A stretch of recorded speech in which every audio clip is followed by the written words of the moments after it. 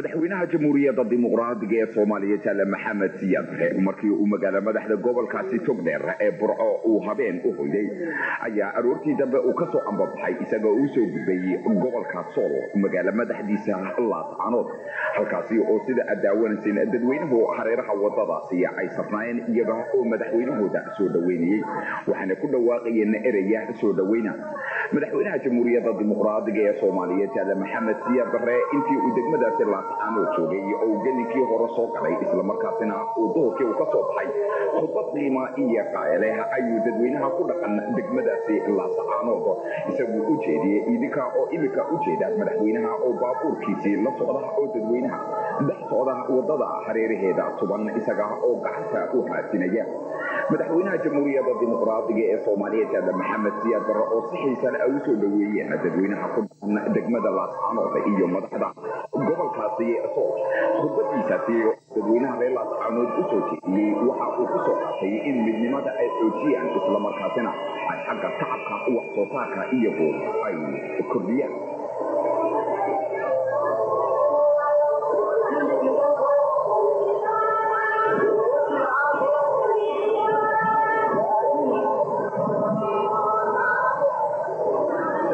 kugu soo dhaweyno gobolka Sool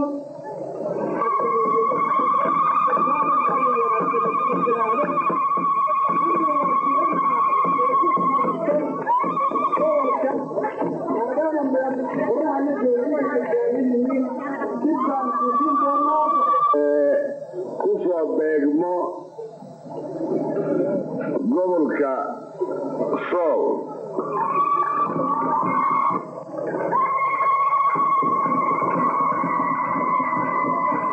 waan isogeen baahiyo oonka aad u qabteen si kastaba ha u socotee in gobolka in Sool gobol laga dhigo way noqotay waxayna ku noqotay shika kuma jiro faditaanka dadweynaha ku nool gobolkan iyo kollayba asalku waa amarka ilaahay iyo madaxda qaranka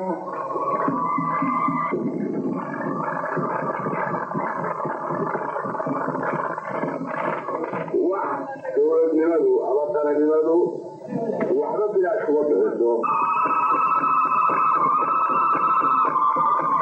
waxaan leeyahay dadka caadi intaas dadkaan ka gudbo gobolkii waa dhismay sharci ahaan waa dhismay laakiin deegaan ahaan ma dhismay waxaa loo baahan dhisaan madaxweynaha jamhuuriyadda dimuqraadiga ee Soomaaliya Jale Maxamed Siyaad waxa uu soo gudbay gobolkaasi nugaal magaalada madaxdiisa Garowe oo imika u jooga sida aad daawanaysid waxaana halkaasi ku soo dhaweeyay taliyaha qaybta konton iyo afraad ee xoogga dalka Soomaaliyeed gaashaan sare Xuseen Shuqul oo iyo madaxda sare ee gobolkaasi nugaal iyada oo garoonka kubadda kolayga ee daawad uu dadweynaha ku dhaqan degmadaasi Garowe uu madaxweynuhu khudbad qiimo leh uu halkaasi uga soo jeediyay sidoo kalena khudbad isla markaasi warbixinaha uu soo jeediyay wasiirka ganacsiga iyo warshadaha ee dalka jamhuuriyadda dimuqraadiga ee Soomaaliya Jale Cabdalla Maxamed Fadil isagoo madaxweynaha ummadda Soomaaliya Jale Maxamed Siyaad khudbadahaasi ku tagay waqtigiisu ay ku daawadeen halkaasi heesa ay soo bandhigeen waxaa ka cagta Oktoobar ee degmadaasi Garowe